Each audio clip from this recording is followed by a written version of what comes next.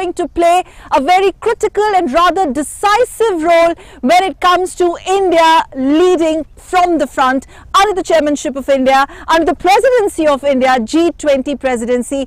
Y20, the change makers, scripting a fresh new template where the G20 narrative is all set to see a paradigm shift in terms of actionable point, and that's going to be our India way, India leading the way.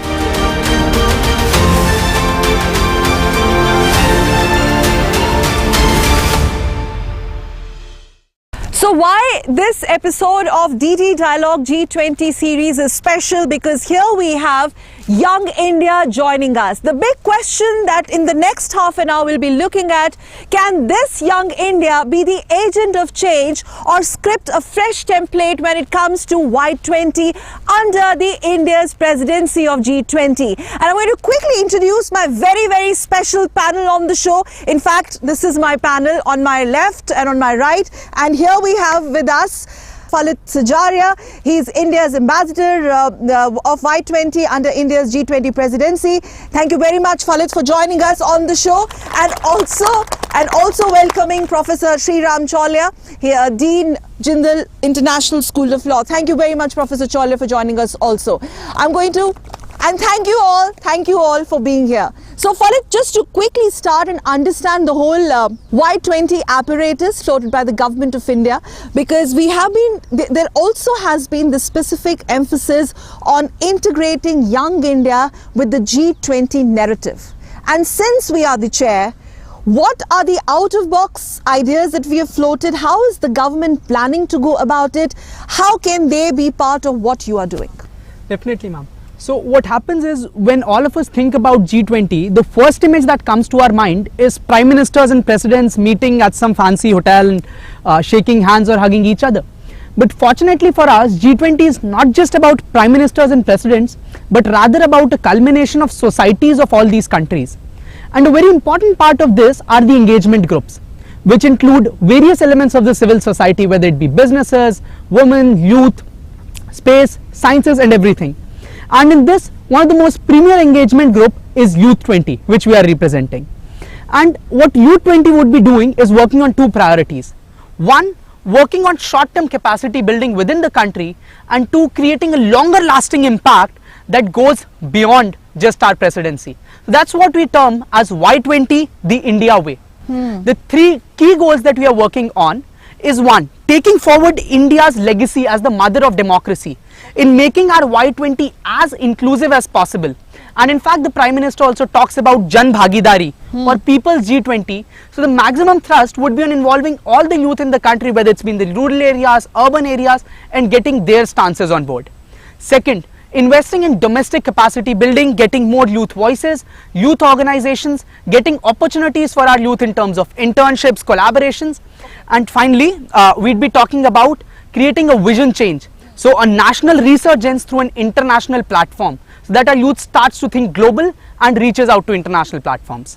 Professor Cholya, just taking this forward now, the areas that Falit enumerated, particularly taking India's legacy forward, making G20 presidency, India's presidency, more inclusive, the question of capacity building and the vision change. Why is there a specific emphasis or so much of impetus put on the younger generation? Sakal, we say that the G20 represents 2/3 of humanity, right? That's about 66% of the world's population. That's a humongous figure. But within that, when you break it down, it's the majority are young people, and the majority of this 2/3 of humanity are young people, and often their interests, their preferences, their aspirations, their fears, their anxieties have not been addressed by global institutions. They often get bypassed, meaning that, well, they are the future generations and we don't have to worry about them. They will, right now the focus usually has been on older sections of the humanity. But now I think increasingly with the demographic surge, G20 realizes that the youth are the centerpiece. Without them, there's no future, right? Are we making youth really a centerpiece in this particular summit under India's presidency? Like, What's the backstory? It's a major priority. In the previous editions? It's a major priority. Well, the outreach groups have existed for a while. There is a Y20 even before the Indian presidency. But what we are now doing is making it more structured, deeper, and what Falit was talking about is the degree of engagement with young people and to hear out their voices in India and also in the remaining 18 member countries apart from India and the EU. That makes up the 20 countries. So that's a large youth population. They have actually gone through a lot. They've come out of the COVID-19 pandemic. A lot of them, college students for example, are looking at the job market. There's a global economic recession being predicted for 2023-24. So huge challenges for their futures, right? And whenever, even on climate, on all the major issues of G20, the future of young people is at stake and their interests have to be prioritized and brought to the fore. I think Prime Minister has been very clear that the power of the youth must be harnessed for global good and global change. So through dialogues, through consultation, through deep engagement with young people, we are going to try and bring their voices to the fore, so much so that the future generation, the so-called future generations, their future is secured. Otherwise, G20 has no relevance 5 or 10 or 20 years down the line. That was my next question. Making youth relevant to the whole G20 apparatus. And I think it makes a lot of sense, Falit, that we being the youngest democracy and the way we are integrating. What are the procedures? What are the processes? What kind of connect engagements you're floating, Y20 apparatus? How can they be directly associated with, I think there are some university connect, school connect programs, and it's going to be a year-long process. How do they go about it? Definitely, ma'am. I'd start by focusing on one particular aspect as to what happened on 1st of December when we assumed the G20 presidency.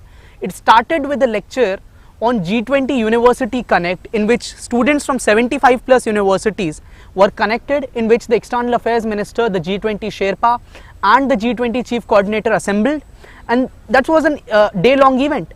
And that's how India started its G20 presidency, which gives a very clear message as to where our focus and priorities lie. So what we'd be working on is essentially through the G20 University Connect, reaching out to all the top universities and getting the students on board. Third, we are dividing how do you get let's take it one by one. Sure, ma'am. So how do you reach out and how do you get students on board? Sure, ma'am. So the first part of G20 University Connect is that we reach out to universities, tie up with them and plan events over these universities. Okay. So exactly. Events. So in which we'd be having G20 lectures, and not just lectures. So our format is we have lectures, and post that we have breakout rooms in which the students are separated into different groups and they have group discussions over our themes and priority areas. They give forth their suggestions, which are then accumulated and assembled, and then they are submitted to the ministries and the engagement groups for further consideration. And in fact, a lot of those priorities that we have right now have come out from the engagements that we did last year. In fact, last year we were at the Jindal campus itself and having a discussion, and a lot of those priorities that we are assembling are then going on to these documents. Second, students would be part of all of these events. They would be working as escorts to these delegations.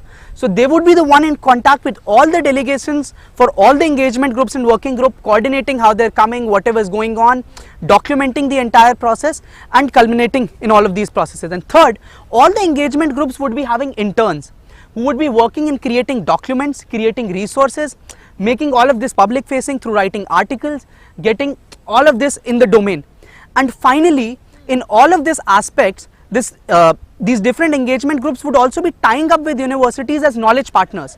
So we ourselves as U20 have 20 prospective knowledge partners, different universities, where the student body would be creating documents and setting up the agendas and the white papers. Okay. So it is a national exercise. National exercise, and I think this, Professor Sriram, this is going international also, because in the recent Bali summit, UK-India Young Professional Scheme has also been announced, which means around annually 3,000 degree holders, Indians from the age group of 18 to 30 can go to UK under this program and vice versa. Are we looking at more such programs? But how does this help? So yeah, there are a lot of mobility schemes Yes. that you're talking about, one of which you just explained. What this does is, you need a meeting of minds, you need consensus building, right? It's not only at the elite top level, at the level of society and civil society. And youth are the most vibrant element in the civil society. So the idea is that if a young person from India sits down with a young person from Brazil and with a young person from let's say Germany, and with a young person from one other EU country or somebody from North America, then and one from Africa, let's say, then you have a free flow of ideas as to what is common among all of us, no matter which culture and region we belong to, and how we can share we have some shared concerns, and those need to be relayed to the top level. What Falit is talking about, the processes are meant to like a churning, where ideas come out and then they are transferred to the higher level policy making unit, so that there is a kind of a accountability of the global institutions to the youth of the world. That is the whole idea. It's a kind of accountability mechanism we are creating, so that they don't feel disenfranchised, so that the young feel that they are recognized and that they are not being sidelined. It's a question of what we call intergenerational justice. The older generations, we have exploited the climate, we have exploited the earth, we have made it such a horrible place. Earlier? It was missing. So I think we are going to bring this in. This is going to be an important focus area. Our Minister for Youth and Sports, Anurag Thakurji, has also been saying that we have to put the youth at the center of our G20 presidency, and that's the goal. So basically putting youth in the center stage, at the center stage of the entire G20 big picture. And India here is, I think I can safely say, taking the pole position or the leadership position, especially in the context of Y20. Falit, since you're the India's ambassador of the Y20 system, this is going to be a year-long exercise, and you're interacting. You already started these programs and interactions with the delegates from other nations like you. But just explain to our viewers, what's the sense you're getting from the top? What's the vision of the government of India for you guys in the G20 perspective? Sure, ma'am. Before I begin answering that, I'd just point out one thing. So you talked about the transaction and the mobility, academic mobility. Now this is one factor. So the Bali summit happened in November. Our summit, Y20, happened in July. And this particular proposal to push forward academic mobility and interaction between governments, this was put forward by India's U20 delegation last year. And we were able to successfully get it in the Y20 communique. So one of the important deliverables. Yeah, so if you read out the Y20 communique, it is mentioned very specifically.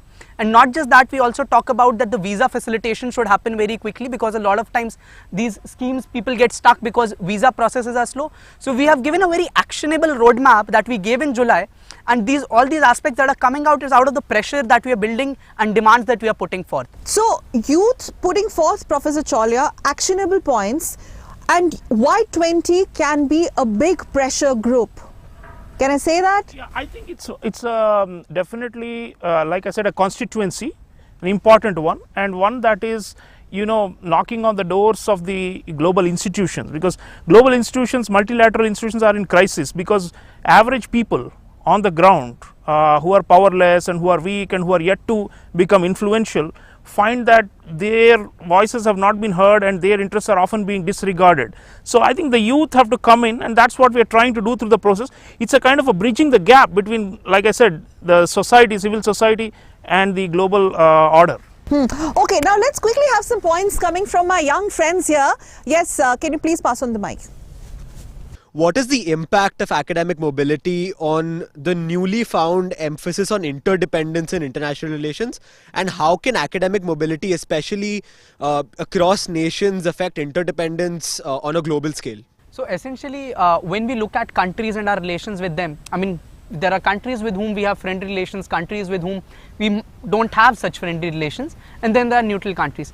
And essentially, in dealing with all of those, what we need is people who understand those cultures.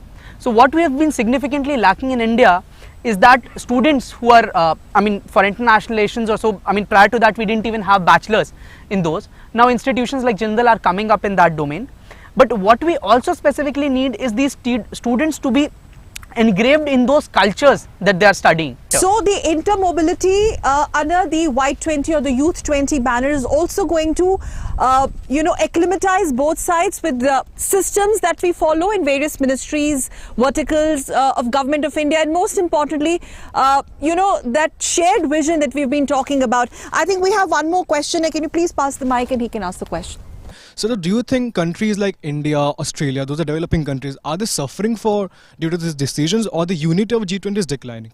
there is a problem of lack of consensus, and a lot of groups and subgroups are formed within the G20, and India's big effort is to try and build bridges and to unite around a consensus. That's been the biggest problem for us, and I think that's the ultimate challenge. At the level of young people, maybe you can all get along. Suppose you are talking to G20 counterparts through the Y20 mechanism, it may be easier, but when you have nation states, then you have a different competitive logic and geopolitical rivalries and all those, right? So how to manage those in such a way it does not lead to war, one, and two, in a way that we have common, minimum denominator of agreement on what kind of policies we should all adopt together. Policy coordination is the key for G20. Right now, you are right. I mean, energy is one area, but there are so many areas on which there is no consensus, and sometimes a lot of bickering, no joint declarations, no communiques. The G20 is struggling. That's why there's so much onus on India and our presidency.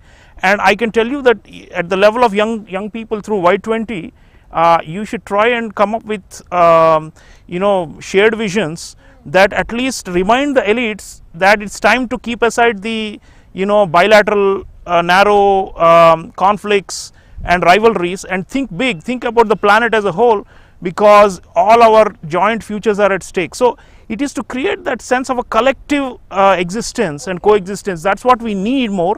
Right now we are struggling, and that's why we hope that India's leadership will change things. Yes, so under the India's leadership, Professor Cholya, there is a possibility that you can have a single page where India can get the rest of the 19 nations plus others on the same page. I mean, it's not possible for every country to look eye to eye on everything.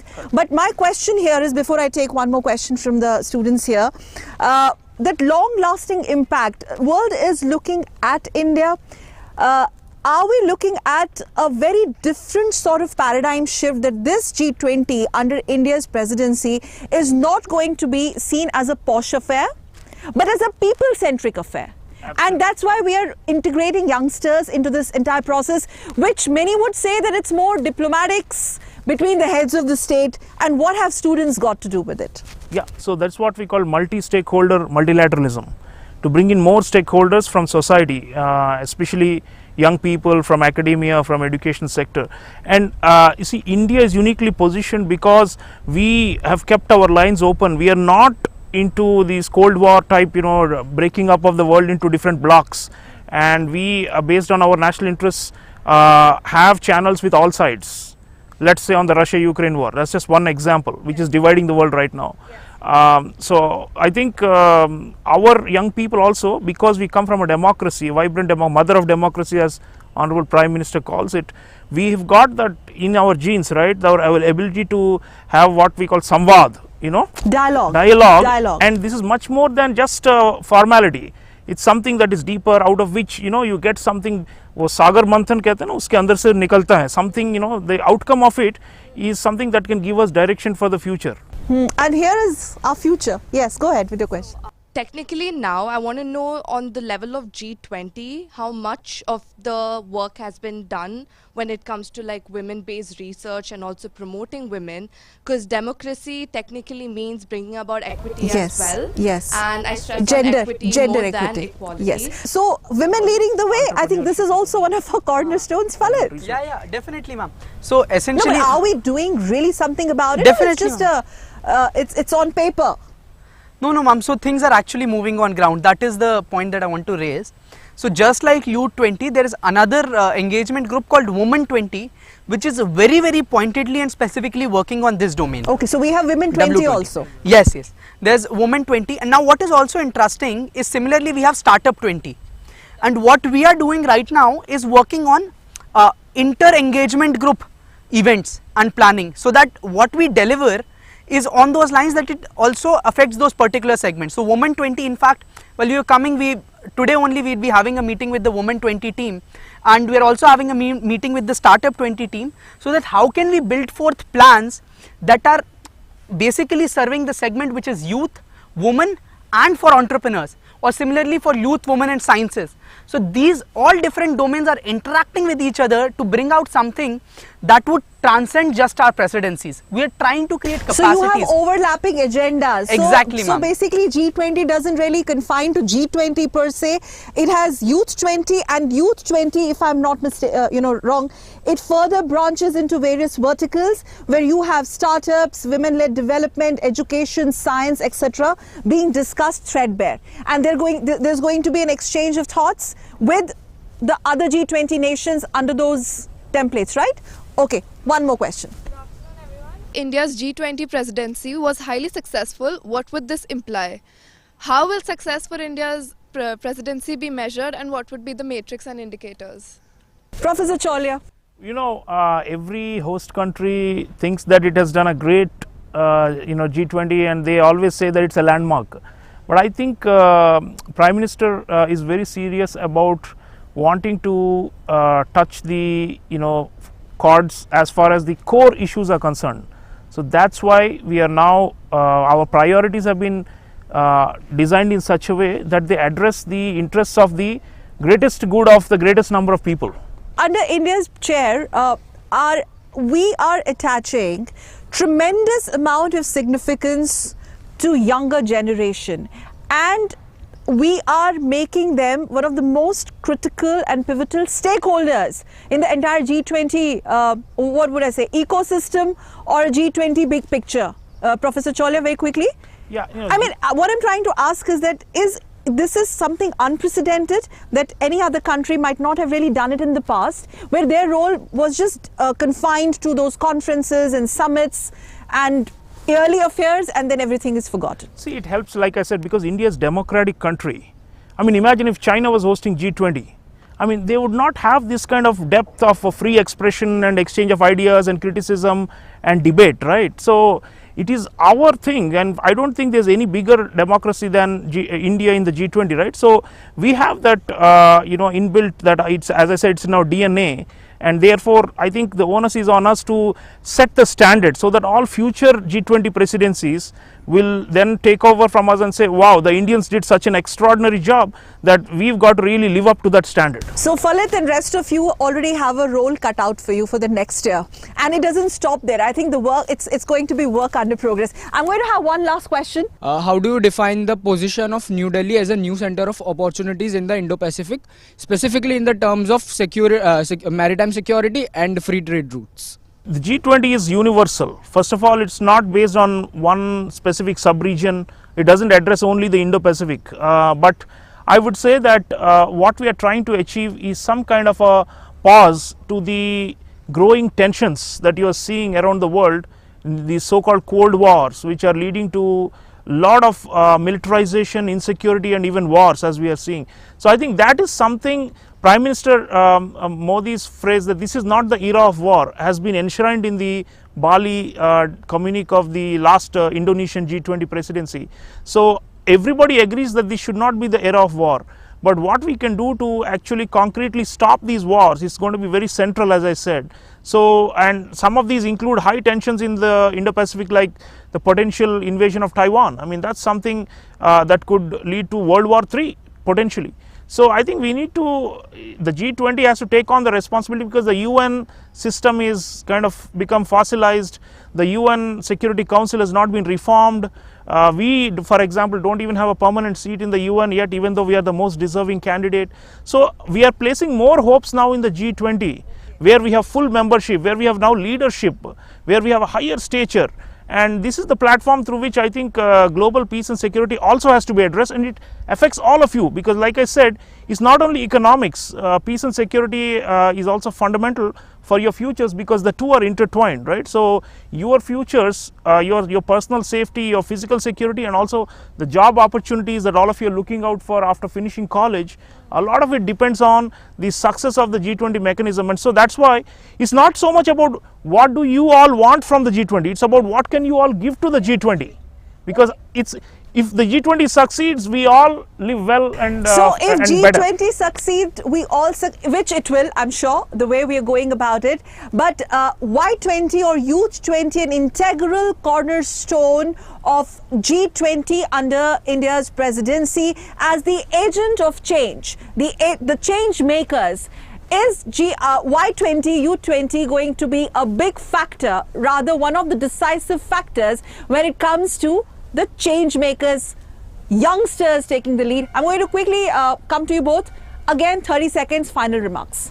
Sure, ma'am. So I'm really happy Falit with was all raring to go for this Yes, ma'am. question. So I'm really happy with the way the discussion has meant and gone forward. The very most important aspect with respect to awareness is because we have the presidency, we are having these kinds of discussions, and we are reaching out to a lot of different schools. Also, we are having these discussions, sending speakers. They are interacting with the the students, and this is heralding a mindset change. And this is what I said. It is an opportunity for us to have national resurgence through this international platform. And if G20 presidency would not have been there, all of these things would not have been there. That is also something which is clearly given. So we have to make the most of this opportunity and also bring out tangible changes and tie-ups with all those international bodies, so that it continues and have a lasting impact beyond just this presidency. Excellent. Professor Cholia, final word. Yeah, you know, we say that it's India's time to lead, and definitely it's a lot of emphasis on our leadership, but I would say it's also the youth's time to lead, and through the Y20 mechanism, we are now able to mobilize young people much more, as Falit is saying, across the country. You know, in schools and colleges, people are all talking about the G20. There are like mock G20 competitions being conducted. Earlier we only had model United Nations events, but now there are model G20 events also being conducted. So I think the spirit of G20 has come in, and we are really showing how India as a society is fully endowed in this idea of taking the G20 forward. We have really taken ownership of this responsibility and are going forward, and all of the young people here believe in this. So it's India, like pointed out by Professor Cholia, they're taking the ownership responsibility and handing over this very responsibility to these change makers, the young India, the Y20, the Youth 20 under G20 banner. Not only change makers, the work is under progress. They're going to be, as rightly pointed out by a young Y20 ambassador of India, Falit Sajaria, taking this national resurgence to the international platform. That is precisely when we say that India leads the way, the India way. On that note, thank you very much, Professor Cholia, for joining us and sharing insights. And also many thanks, Falit Sajaria, for also talking to us on this particular edition of DD Dialogue. And thank you, all of you, for participating. And this is going to continue. By the way, viewers, I'm going to wrap it up here. But in the next episode, we are going to talk about the specific agendas. The specific agendas when it comes to Youth 20 scripting a fresh template, where it's once again going to be not India only leading the way, but all these changes the India way. Namaskar.